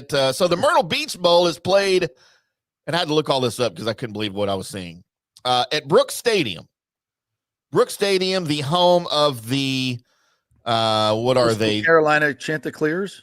The Coastal Carolina Chanticleers, which I've never understood what a is that like a chicken or something? I The think it's like Chanticleers. a fighting chicken, a cock. So That's oddly enough, this is a college football bowl game played in a stadium, a 21,000 seat stadium, by the way. Intimate. The home of the Chanticleers, and JP, the Chanticleers are indeed playing in this bowl game. However, they're playing in their home stadium in a bowl game as the road team. Okay, that makes even more sense. To the home UTSA Roadrunners, the University of Texas at San Antonio, who only have a football program like in the last 5 or 8 years or something. So you're speaking of this in the gambling degenerate terms because that's the only reason this game is being played. What in the hell are we doing? Oh, by the way, both teams in this bowl game, 6-6. Of course. What are we doing? We're making money on ESPN. How can the programming the fine people at the Myrtle Beach Bowl that are heading all of this up? I would love the to crowd know, like. I would. There's nobody there. It's a home game for the Chanticleers. It holds 21,000 people. I bet there's not 10,000 people there. Yeah, that's an early kick. They're probably still getting drunk in the parking lot, which I applaud. Yeah. But how do the marketing people at the Myrtle Beach Bowl sell this to advertisers and sell this to fans who aren't Chanticleers when they don't play in it? Yeah. They don't play in it every year, obviously. Well, it's a TV game. It's a TV because it's cheap programming for them. People will watch football. It will get a rating, and people will bet on it. And degenerates will bet on it, especially since it's the first game of the day. They will bet on it. So there will be interest, and it will get more. It'll probably get more viewers than First Take. So that's why they do it. And these are all games that are run by ESPN. The Gasparilla Bowl is one of those as well. It is on ESPN. They had a great matchup. They had Florida and Tulane, by the way. Florida started slow. That was a great game. I think Tulane had 11 opt-outs. Florida had 8 opt-outs. By the way, Florida State's not the only program in America where players opt out to play bowl games, evidently. Tulane playing without their quarterback, by the way, But how about that? Like, how did we do NIL deals that don't include bowl games? I don't get it. You got to move the transfer window to after the bowl games, right? I mean, you have to. How obvious is this? How do you lead a football team all year long? A good football team in Tulane, 9-4. You know, they at one point were very much in the discussion to make the playoff. And you are a commodity, Mensa. You played and you played well. You were coached well. You were put around a good football team that gave you the opportunity to go to Duke and make more money. And to pay back your loyalty to this program, you leave before the bowl game. Like I get guys that are going to the NFL sitting out. Like I get that. The transferring guys, this is ridiculous. No, this is absolutely ridiculous. By the way, the Gasparilla Bowl, entertaining. It was 6-0. Gators at the half. I did watch the Gasparilla Bowl. Yeah, and then Florida turns on the offense with 27 points in the second half. And Tulane had nothing because they didn't have their quarterback. Yeah. Your quarterback means something, JP. Yeah, and the guy that was playing, Thompson, I think his name was. First start. Yeah, and he's a typical portal guy. Was a 5-star recruit, gets beat out in Washington, I believe, gets beat out at another place. He keeps going, transferring when he keeps getting beat out, and people keep taking him in because he had a great high school career, I guess. And he sucks. He just, and you keep transferring. I guess it's a good play because you go someplace new, you get another chance to start. Or how about you stay, learn the offense, get better. And when the guy in front of you gets injured, you step in and you play well. Yeah. It's that you're never going to get better going from one system to the next, to the next, to the next, to the next. You're never going to get better as a quarterback. And guess what? Back in the day, guys sat for 3 years and learned the offense and got their turn. As a senior, yeah. Yeah, that's why FSU was so successful. They would have guys just learn the offense, You're 6th on a depth chart. You're 4th on a depth chart. You're 3rd on a depth chart. Now you got a chance to play. And the teams were more successful. The players were more successful. Mm-hmm. A lot of guys, should you sit behind a guy that's going to be a future superstar and waste your entire career? Well, look what happened to Brad Johnson. Brad Johnson sat behind a bunch of good quarterbacks And when he got his opportunity, he was a co-starter with Casey Weldon. Both of them got drafted into the NFL, and Brad won a Super Bowl. Yep. And he wasn't even a starter for at any particular time, the number one starter. So, there's so many great examples of this, and kids will learn as they go through this process, but hopefully we can get some guardrails out there for college football and transfer portal, because right now it is, I mean, you can't, they're destroying the game. They're destroying, it's not the players' fault, by the way. They're just playing under these rules, but there's got to be some sanity brought to this, and in the very near future, because what's going on is just ridiculous. Did you see the thing Danny Cannell wrote? Yes.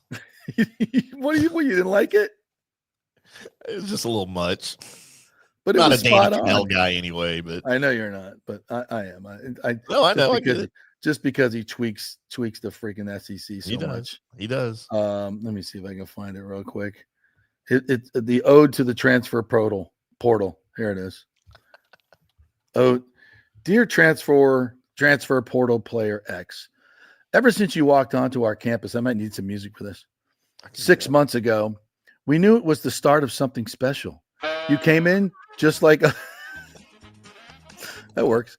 Like any other broke college student, overwhelmed with your 3 online courses, getting lost on your bicycle around campus, just trying to fit in with a brand new team. That's a struggle for anyone, let alone someone doing it for the 3rd time in 3 years. But look at you now, driving a Lambo, living in the penthouse downtown, flying around the country in your private jet for all your philanthropic work with the children. You have quadrupled your social media following and have built quite the brand. That touchdown celebration that went viral in our 42-14 loss to our in-state rival, that was truly epic and a moment our fans will never forget. I think this may be pointed at some FSU players. Yeah.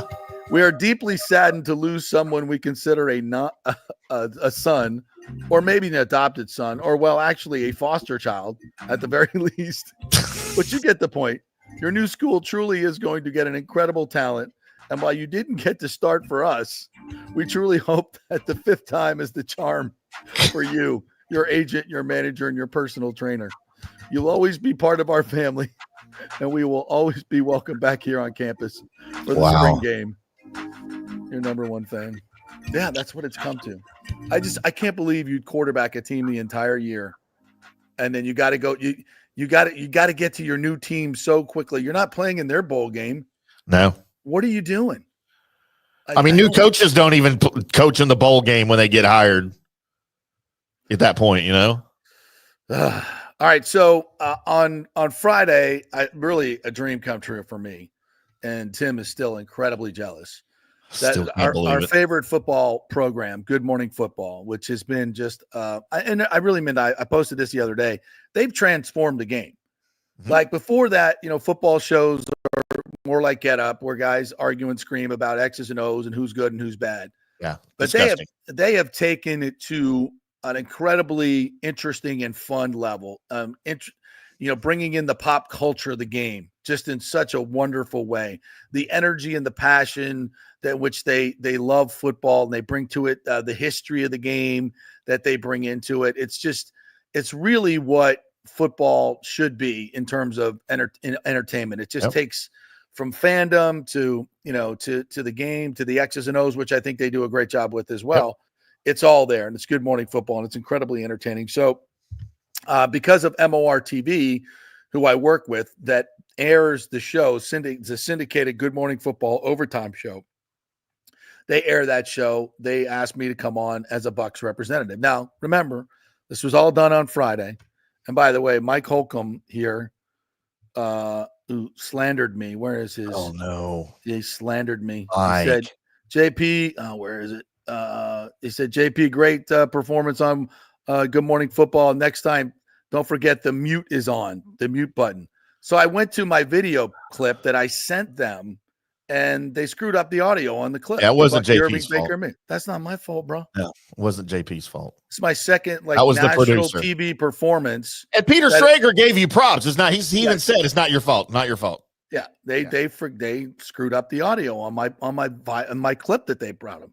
So anyway, but that's fine. We covered it fine. I didn't know. I obviously couldn't hear it. Nobody could, but I didn't know if I was on a different audio channel than them, which sometimes happens. Yeah. Where they can hear it. So I didn't want to bust in when everybody else could hear it and I couldn't. So I waited for someone to point out that the audio was not working for them. Jamie did. So I basically encapsulated what was going on. So anyway, that was the bug in the whole system. But in general, it was incredibly fun. They called the producer, just take you behind the scenes a little bit here. The producer called me ahead of time and the day before, and we went over all the different beats, what they call beats, that we were going to go over. Each host was going to ask me a question. I thought we would have more time, but we only had 6 or 7 minutes in the segment. So I probably went a little long on some things. So we didn't get to all the questions, but I think, shocking, right? I went long and I talked too much. Good thing they didn't ask you about the stadium. Yeah. Hey, JP, I heard you're a big fan of the Rays Stadium in St. Pete. We'll be back in 2 hours. Can you tell us about your relationship with Rays owner Stu Sternberg? 3 hours later. I'm still foaming at the mouth. All right. So let's get to my Good Morning Football performance on Friday. Have some fun. Friend on our show from MOR TV in Tampa, St. Petersburg. JP Peterson, what's happening? Peterson? Oh my God. What's up? My favorite show in the world, you guys. I love you guys. I love Manta. I love it. The jersey. I never really wear jerseys, but Brian Ford, the CEO, hooked me up with this delicious creamsicle Baker jersey here. I'm not going to be Joe Reporter today. The vibe of the Bucs is we're having a ball. We're on a 4-game bender. City's going crazy, so let's have some fun. Let's go. That creamsicle is delicious, and in my opinion, it's the best version of the jersey that you can get. We're getting a pretty good version of Baker Mayfield right now. The second year quarterbacking this team with the contract he was given this offseason. What sense do you get that this team just works with Baker and his style and the guy that he's become? Well, listen, he's taken over the town, and I love the fact that he is actually the epitome of the culture of this city, right? We are underdogs, man. We are blue collar. We ain't flashy Miami. We're Tampa Bay, right? And when he signed that contract, he didn't go to Burns, our great steakhouse. He went to the Salt Shack by the bay and hung out with Tristan Wirfs and had some margaritas. He really is epitomizes the fan base here. And the guys love him. I mean, Tristan Wirfs, I talked to him last year when they were going on their run, and I said, you're finally getting an identity. What's it all about? And he goes, it's all about 6, man. It's all about 6. We love him. We run through a wall for him. And they do. And he's playing his butt off. I mean, he's so good right now.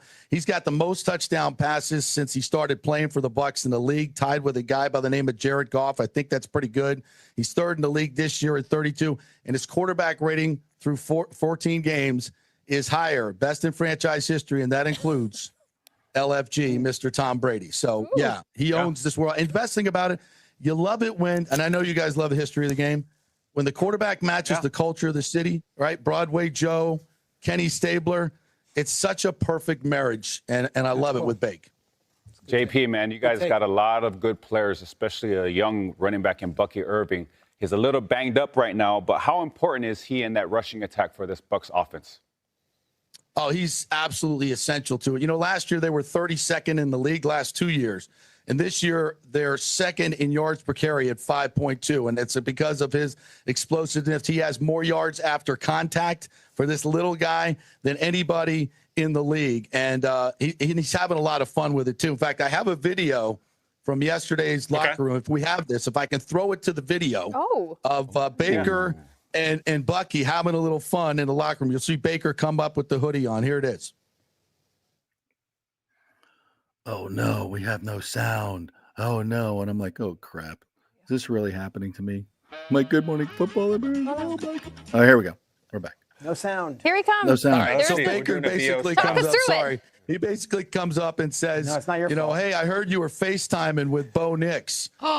Who's your favorite quarterback? Who do you get to know quicker, Bo Nix or Baker Mayfield? And he's like, yeah, Baker, definitely. And then I asked him who throws a better ball, and he wouldn't answer the question.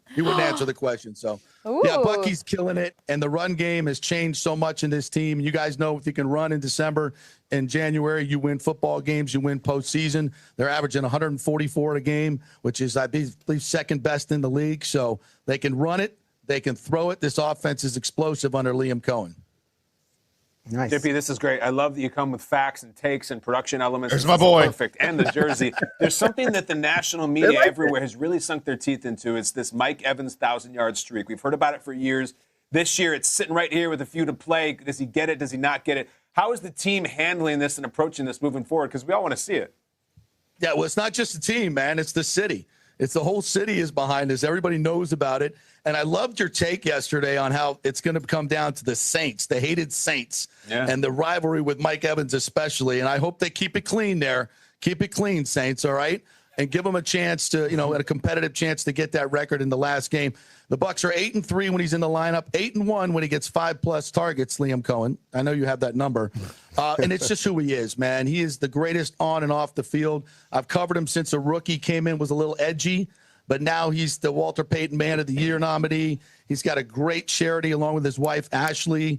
And they took less money to stay here. It was funny when Jason Light got this deal done. It was, it was a little touch and go. Houston threw a lot of money at him. But Ashley, his wife, got together with Jason Light's wife. And, of course, as you guys know, the ladies run all this anyway.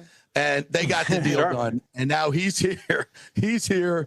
And he's staying here. And he's going to get this record. And, he's so important to the community and obviously to the team. Hey, real quick, you mentioned Liam Cohen's name a few times. For the viewers at home, he's the offensive coordinator. It's his first year in Tampa. Last year, you guys had an offensive coordinator for 1 year, and he flew the coop for a head coaching job. We're in New York. All the Jets fans want Liam Cohen. Bears fans want Liam Cohen.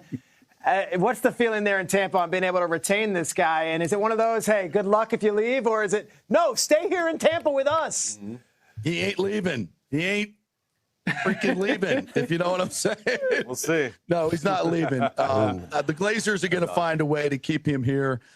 We don't want to talk about how that whole thing works out. The season will play itself out, but I really just don't think there's any way they let him get out of town. They had that situation last year, and you guys know it's hard to find coordinators. Everybody wants Liam Cohen, and the Glazers are very much aware of that. So I think he's going to be here. JP, I want to hang out with you at the Salt Shack down in Tampa. You're a good time, JP. We love you. We love that. You just asked me out on a date?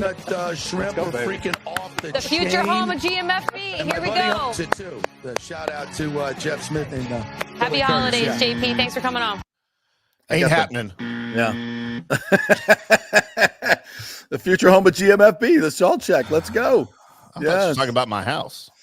Yeah, it was fun. It was really fun. And I think I got enough information out there. I had like 3 sheets full. Dude, they were impressed with your preparation.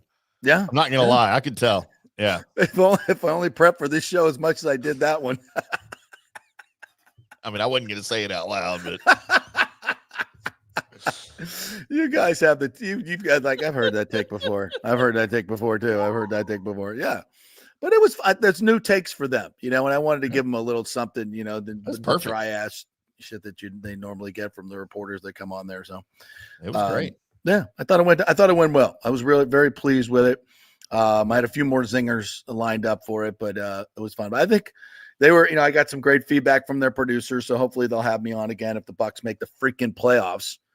That's why honestly we become somewhat fans of the team. Try to be objective, obviously, but the more success the team has, the more success we have. The more success our show has, the more success you have as a, look at, Scott Hansen was here in Tampa when they won the Super Bowl and got a lot of national recognition. Now he's been doing Red Zone for how many years? 20 years. Jay Crawford, Sage Steele. A lot of people came out of here. What happened to JP Peters? You get a lot more recognition, but that a little bobble there with the video. Did we play that video? I think we played it on our show, right? The Baker video where he came up behind Bucky Irving. Yeah. You know what? We had it. I don't think we played it that day. We had it. I had it loaded up, but I don't think we got to it that was on Friday. Yeah. We had all this stuff going on with the GMFB, and then we did our bracket, for fast food and stuff. So I don't think we got to it. No, maybe we'll show at some point this week, but yeah, it was fun. It was really a lot of fun, and I hope they have me back, and I think they just might. So yeah, Mike Holcomb, it wasn't my fault. They didn't have the mute button on. They got the video and they screwed it up. It's not like he was streaming it directly off of his phone to GMFB's broadcast. Mike says, yeah, good job. Thank, appreciate it. Thanks, it was fun. All right, let's take another break here. When we come back, let's talk some bolts and some college football. Boy, those games were duds, weren't they? Man, I've been waiting 30 years for on-campus college football playoff games, and they were all See, I disagree. duds. I disagree. You don't think they were duds? I do not think they were duds. Okay, good. Let's talk about it. We'll have a nice little repartee here. We're brought to you by Third Generation Plumbing. If you have any issues with your plumbing or AC, they do that. In fact, they do anything around the house, any kinds of repairs you need. If you're still looking for a contractor for hurricane work, can't get your guys to come over there and do it, Third Generation Plumbing will get the job done. Go to their website, and you can contact them through there. It's the easiest way to do it. You can email them or call them. They came out at our new studios and did a great job. They were there quick. They got the job done for a great price, and they're honest. Obviously, 33 generations. John Rodriguez is the owner. If it ain't right, he will make it right, and that's important. ThirdGenerationPlumbing.com. Back at 3.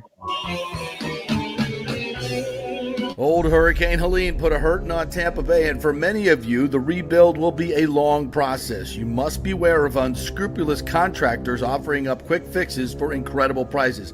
It's a scam. So go with long-standing, reputable companies like Third Generation Plumbing and AC. My friend John Rodriguez has been serving Tampa Bay since 1995 with hundreds of 5-star reviews. If you need a new AC system or any home repairs from Helene, they will work with insurance companies to get you taken care of quickly, expertly installed, of course, and a 1-year maintenance plan and 10-year warranty included on all AC units. 0% financing for 60 months.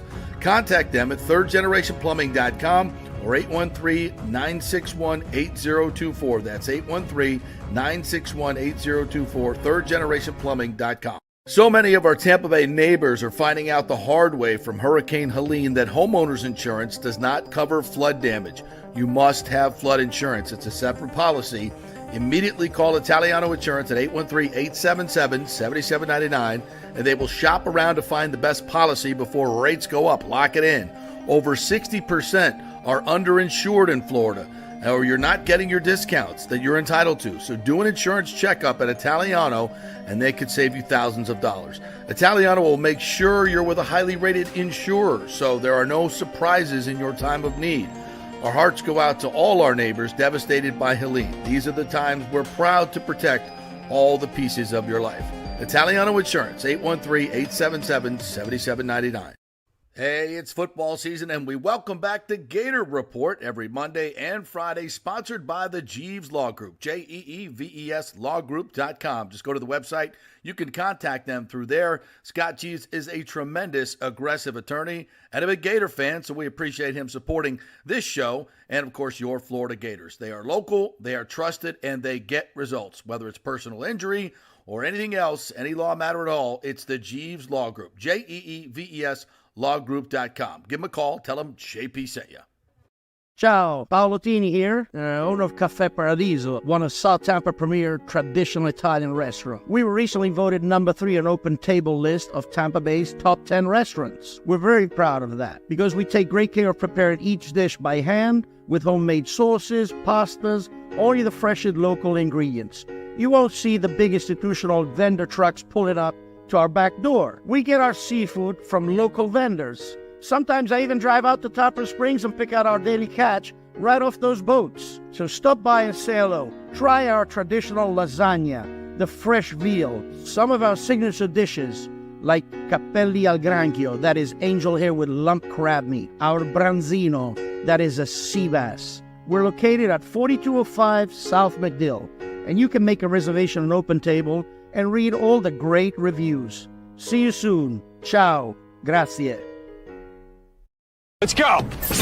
Right now. Back to the show on FanStream Sports.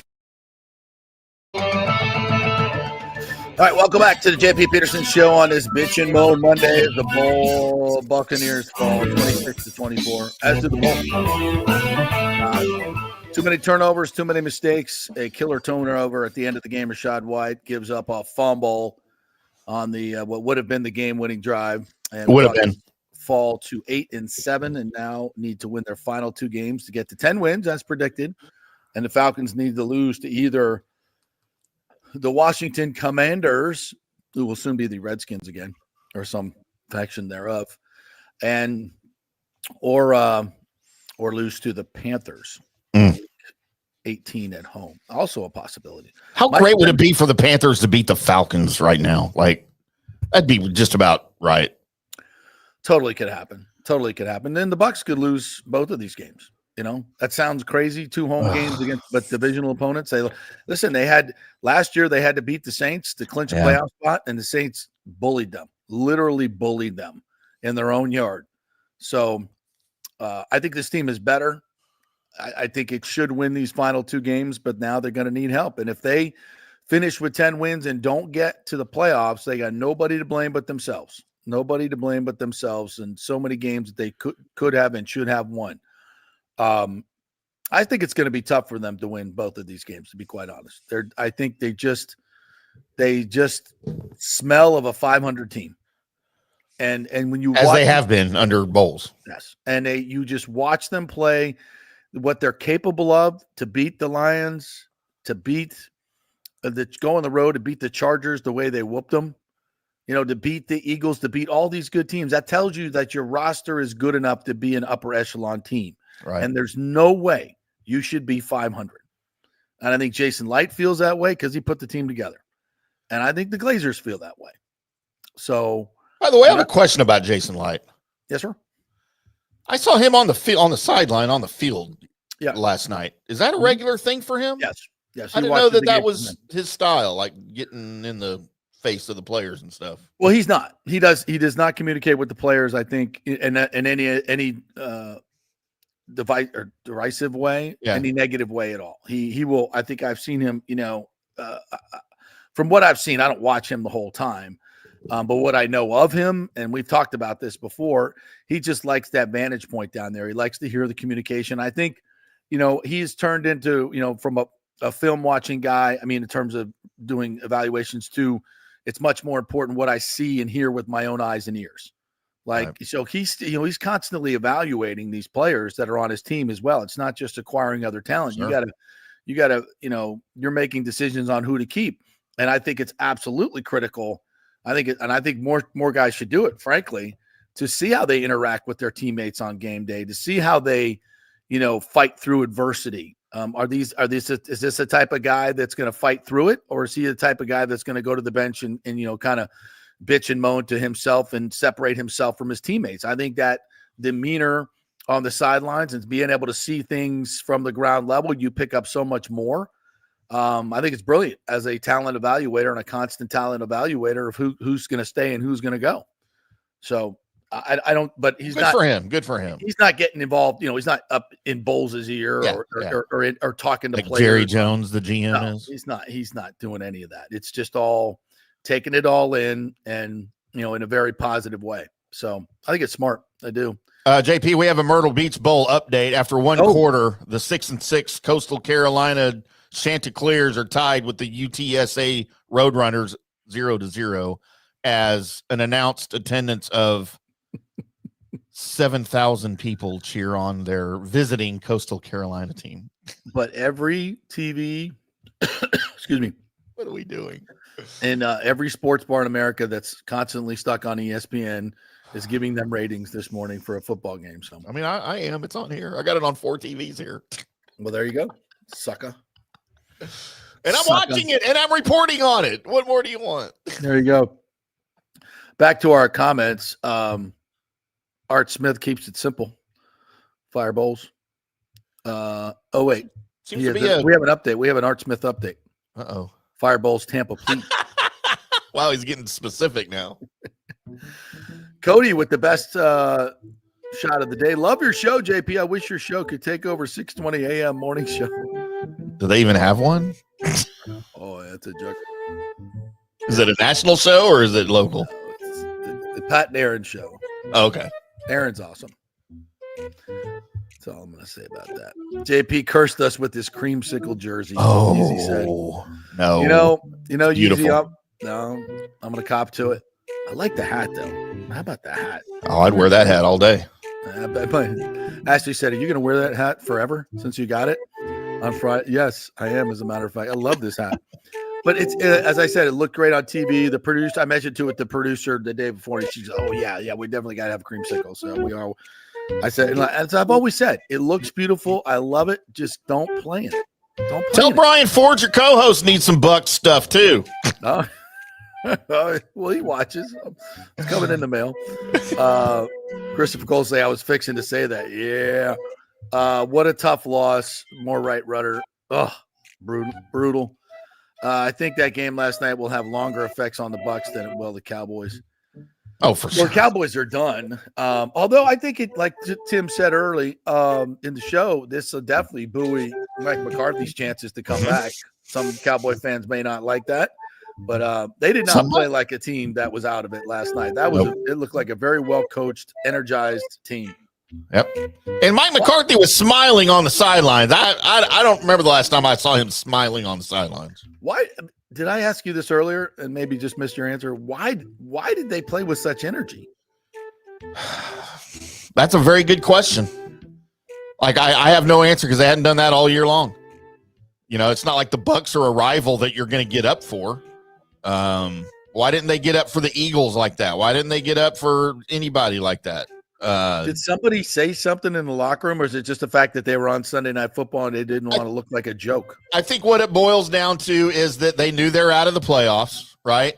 Somebody gave the speech, whether it was Micah Parsons or whoever, said, look, all we're playing for now is each other. House money. Let's love each other. Let's play like we love each other, and let's do it for us. This is for us, and it's on national TV, and let's go out and play the role of spoiler. Boom. Yeah. Well, then why didn't you freaking do that all season? Is what I want. And that's an indictment on the coaching staff, and the players, Like, if this is, why can't you play like this every game? Why can't you do it? Frustrating, especially at home. They hadn't done that at home all year. The Bolts lose 4-2 last night to the stinking Panthers. It was a 3-2 game, and late empty netter for the Panthers gives them a 4-2 win. I really think I did the entire post-game show saying it was 3-2. You don't have a producer like in your ear going 4-2. Why did somebody not say 4-2? They're just whatever. Because you just think of it as a 3-2 game, when they score an empty netter with 2 seconds left. Nobody really cares. But it was a weird game because it's special teams. It was all about special teams. The Panthers get a power play early on. Great redirect by Sam Reinhart for his 24th goal, just knocks it out of midair down, and Vassie had no chance on that one. And then they get two consecutive shorties, 40 seconds apart on the same power play. But now Chief has seen, Bobby the Chief Taylor has seen a little bit of hockey. He said he's never seen that. He's never seen a game where there was two shorties. Now it happened last year. Yeah. And there's been 3 shorties on the same power play. That's the record, happened in 2010. But I mean, I don't think it's ever happened in a Bolts game, and that's bizarre. And it was 2 turnovers right at the blue line. So the first one, AJ Greer scores. He shoots the puck, and then collects his own rebound. Like, where is everybody? Like, it was a 2-on-0. Nobody got back. Left Vassie hanging out to dry, and then he gets his own rebound, and then just kind of roofs one from an impossible angle. I don't think Vassie really expected him to even shoot it. Yeah. And it goes in, and that's 2-1. And then I think it was Kucherov or Geeky had a turnover at the blue line again on their way in. They couldn't get the damn puck in the zone against the Panthers on the power play. And we go the other way. Luosterainen hits one off the post and in. And it was a great shot. So that's 2 shorties. Now, Braden Point comes back and scores a brilliant goal. The beautiful move in the backhand. So it's 3-2 with about, I think, 8-9 minutes to go, and the barn's finally buzzing. It was eerily quiet. It was kind of just a nothing game. And usually Panthers and Lightning, there's a lot of hitting, it's physicality, there's fights. Neither team wanted to take a penalty. So because both power plays are pretty lethal. And so the Bolts could not even barely get a shot on net because the Panthers just locked it down and played great defense, wouldn't allow the Bolts to set up in the zone. Even when they pulled Vassie with 2 minutes left, they couldn't get set up in the zone to get any attack whatsoever. So tip of the cap to the Panthers. This is why they're defending champions. They know how to freaking defend. And the same two will go at it tonight, 7 o'clock down in Sunrise. It'll be interesting. They played Spencer Knight last night instead of Bobrovsky, and he was really good. He got the number 3 star. Mm-hmm. He made some great saves. Lightning had their chances. They just couldn't bury one. Kucherov, 9-game point streak ends. So Spencer Knight played last night. So they'll definitely have Bobrovsky in net tonight. And Chief and I were wondering, do you think Vasi comes back and plays back-to-back? And I'm like, yeah. Because first of all, he hates to lose. He freaking hates to lose. And this is a huge game. I mean, you lose these back-to-back, that's 8 points, right?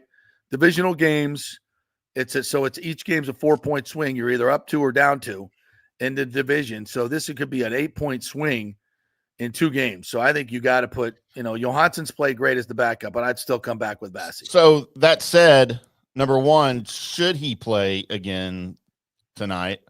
And shouldn't that be Cooper's call? If they won last night, would he be playing again in the back-to-back? No, I don't think he would have. I don't think he would, but I do think it sends us. First of all, Vasi, not that he's not locked in, but when he loses a game, he's double locked in. Yeah, and he's tough to beat back-to-back. I mean, he's really, really tough to beat back-to-back. The numbers are off the charts. So he does up his level if it's even possible to do. And so I think on the road, hostile environment, it's really an important game in terms of the standings. I think if he's feeling good and he can do it, I think you let him do it. I think it'll be interesting to see. And the team seems to play better in front of him, just as a he's the backup goalie. We're better with Vasi in there. It's a critical game. It hasn't, we've played 4 less games than the Panthers. So they're a more tired team than we are. And I just think it would be the right move. It wouldn't shock me. And yeah, it'll be Cooper's call, but they pretty much, for the life of his career with Vasi, he makes those decisions for the most part. They don't mess with him. They just let him be Vasi. And I think that's probably the best way to go. Braden Pointon stays hot though. Yeah. Points in 8 straight games and 18 goals in his last 20 games. Still on fire. He's been fantastic. And that's a loss that you just, kind of chalk it up. I think they've been playing really, really good hockey. The Panthers are good, and they just came in and the Lightning just couldn't get anything going. They could not get anything going. All right, let's get to Giovanni Suzio. Wow, welcome in, Giovanni. That's a hell of a name right there. Welcome in, Paisan. Says Falcons fans are not celebrating, thank God. They'll lose the division. Hoping for the Commanders. Giovanni, I think the Commanders will win that game. I do, but it's the NFL. And I haven't really seen I'm going to go back and watch the Falcons game. So I know I just saw the score and some of the highlights. Looked like Pennix played pretty well. Kyle Pitts did not for my fantasy football championship. By the way, my opponent, Kevin Keever, 174 points. Holy moly. I'm at like 110. I'm not, doing even Kyle Pitts gave me a half a point, you bastard, because K. Dotton couldn't play. Of all games for me not to have a tight end. So I think, well, Pennix, maybe he'll go to Kyle Pitts. What a waste you are, Kyle Pitts. Can't believe I draft. That's what I get for drafting a Gator. You suck. Yeah, he scored 174 points. So when I lose big games, it's normally something that has to happen that's historic. The Colts ran for 335, a franchise record. Jonathan Taylor, a franchise record. Yeah, Jonathan Taylor had 48 points and beat me. Saquon did great, 36 points. Most of my guys did fine, except, he 174 points. Tip of the cap. So I'm still in it. I got the Packers defense tonight, but I don't think they're going to score. I don't think they're coming up with 75 points. Do you? No. Defensively? No. I don't think that's going to happen. Anything could happen. Yeah. Yeah, Jamar Chase got me 20. DeAndre Swift only got me 6.5. That kind of hurt me. Yeah, he had Jonathan Taylor get him 48 and Devon Achane get him 34. Devon Achane's becoming a beast in this league. Good Aggie, by the way. Yeah. He tip of the cap. They did great. So I finished second. Probably collect about $1,500 somewhere in there. Not a bad take, but I could have been the champion. Well, let's get it before we got to end the show, because I got a surprise for you before we end the show. It's not a big surprise. Don't get your hopes up. Yeah. But let's talk college football real quick, as we have been teasing for 2 hours now. Right. And look, here's my take on it. Everyone's calling it a dud, a thud. The great Norm Hitzges, his podcast today here on FanStream Sports. Of course, he covered the great Cowboys win, and then he said, and college football lays a massive egg. And that's seems to be the narrative around the country, that everyone's saying, oh my God, what a disaster. What an embarrassment for college football. Look, for all of you that think that, what in the world did you think was going to happen? This is a 12-team college games. Why did you think that? This is a 12-team college football playoff. You cannot have 12 teams that are so evenly matched that you're going to have competitive games in the first round. It is what it is. You're not going to have SMU matching up against who, doesn't matter who, and it be competitive. It's just not going to happen unless you have an incredible, story like Northern Illinois beating Notre Dame. By the way, I don't know who cheers for Notre Dame anymore. That's the most disgusting college football program I've ever seen. But my expectations in the first round were very low. Did I want competitive and fun games? Of course I wanted them. That is not what's going to happen in the first round. It might not ever happen in the first round of a 12-team playoff. Does that mean you get rid of the 12-team playoff? No. Yeah. Sometimes this happens in the NFL, although the teams are more closely matched in the NFL. I get it. But how many times in college basketball in the first round do you have? I mean, I know you get upsets. It's fun to watch. You have it's basketball. You can't expect the same thing out of a football bracket. It's not going to happen. I would disagree with you. It's not going to happen. I think we can do a better system. But yeah, wild card games last year, I think average margin of victory was 17 points. Right. So, and this one was 19 points. So that's not unusual. I think you are absolutely right. But what I would do, in my redraft of all of college football is have, 6 conferences. You go back to the Power 5, right? And you have 16 teams in every conference, 8 teams in each division. So you're playing a very similar schedule, each division, and then you have crossovers within the conference. We don't need, and then we can still have a couple of non-conference games in the beginning of the season, sprinkle in a couple there. So I think it gives you much better scheduling, number one. But then the end of the year, you have the division winners. You're basically going to have 12 division winners, and the conference championship games, neutral site, become the first round of the playoffs. And I think they would be incredibly competitive because number one, they're conference games. I think that would fix that right away. And then you play it off. You could do some seedings after that. I guess you could have some subjectivity in it after that, or you could just set it up like an NFL bracket, very similar, and just take all the subjectivity out of it. And I think that would fix it right away. And as much as I wanted to see college football playoff games on campuses, that looked like it was a huge advantage to obviously the favorites who played at home was a drubbing. So we'll see how the second round games go at neutral sites. I think it'll be obviously more competitive as you weed out some of the other teams. I don't want to go on this SMU didn't belong, Indiana didn't belong, blah, blah, blah. Look, Tennessee got blown out too. So, and you know what?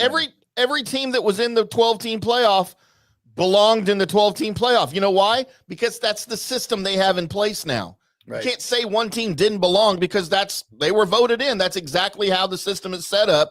Everybody belonged in its current system. So so get rid of that system. And that's fine. That's fine. Once again, the committee, let's get rid of it. We don't need it. We don't need it. There's better ways to do it for sure. Better way to do it. But you know why? ESPN wants to have control. They want to have control on who they can put in. They got to get rid of that. Oh my God. I don't want them to have control. There's no need for them to get these people. They hold grudges. They make political appointments. They've shown that they've done that. We don't need that in college football. We don't need it. We don't even need the appearance of it. Okay? So, and I know, Bama didn't get in this year. Well, maybe that was to make it look like they didn't do scrupulous stuff last year. Who knows? But you don't need it. So why have it? And the games in general, give Ryan Day some credit. Did you see El Presidente Portnoy hired a plane to fly over? Yeah.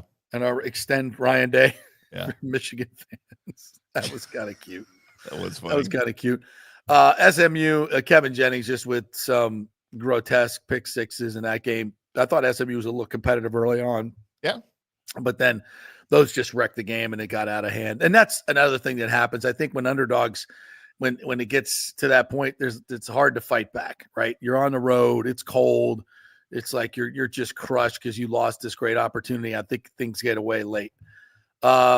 Indiana, Notre Dame, I don't think that was ever really a game after that long run. That was kind of debilitating early on in the game. Yeah. I was surprised Clemson wasn't more competitive with Texas, but well, the problem is you never know what Texas team is going to show up. Right. And it just so happens, unluckily for Clemson, the good Texas showed up, and the Quinn Ewers, the accurate Quinn Ewers showed up. Right. So does that mean they're going to show up in the second round? Probably not. At least I'm cheering for not. So this bracket I have doesn't give me the actual bowl game, so maybe you can help me out here. Texas and Arizona State. I think you're going to have Texas as a huge favorite in this game. I don't know if I can make a case for Arizona State. Yeah, that's in the Peach Bowl. That'll be the Chick-fil-A Peach Bowl. In Atlanta. Okay. Then Ohio State and Oregon in a rematch. This Rose Bowl. In the Rose Bowl. That's going to be fantastic. Great That's setting. Be great, man. Yeah, just tremendous. That might be your national championship game right there. Yeah, there's definitely a case to be made there. No question. By the way, the cases are being made. Why is Oregon as the number one seed having to go through the toughest bracket to get to the championship game? Like that doesn't make sense. So they're going to have to beat Oregon and Ohio State or probably Texas to get to the championship game instead of having the bye that Georgia has, where you're going to go through like Notre Dame, Georgia, Penn State, and Boise State. So what you're telling me is they paved the way for the two SEC teams, Georgia and Texas, to have an easier road. Is that what you're saying? Boom. Shocking development? Yeah. No. Go figure. No, not a shocking development. So we got Ohio State and Oregon and Penn State and Boise State. In the Fiesta Bowl. In the Fiesta Bowl. Remember Boise State in the Fiesta Bowl where they first made their name? Huh? It's a little bit of history there. Who was the running back that proposed to his girlfriend, Johnson? Oh, God, yeah. Got the Statue of Liberty play. They win the game, and he proposes to his girlfriend. Against the Sooners, right? That was awesome. Yeah. And Notre Dame and Georgia. Notre Dame. In the Sugar Bowl. Notre Dame. They play. They look good. They look good. But now and against the backup quarterback for Georgia. Right. Although he's how are they even allowed to be in with a backup quarterback? That's crazy. Here we go. That's crazy. So that'll be an interesting game. So then we'll do the brackets. We go from there. But I would say I would love to see Penn State lose. Auspicious start. And Florida wins the Gasparilla Bowl. But bigger than that, as we reported on Friday, because it happened during the show. Yeah. Dallas Wilson from Tampa Bay Tech here, the number 3 overall wide receiver in the nation, who had committed to Oregon, signed an NIL agreement, got out of his NIL agreement 2 weeks later to come back and play for the Gators, which good for them. And Florida gets an impact receiver, and they've now got 4 incredible receivers coming in to go with Trey Wilson and Lagway, who wasn't great in the bowl game, who was not great. He's got to improve his accuracy, his passing, but he's young. I mean, he's a damn true freshman. I mean, my goodness. But he's got all the tools, leadership qualities.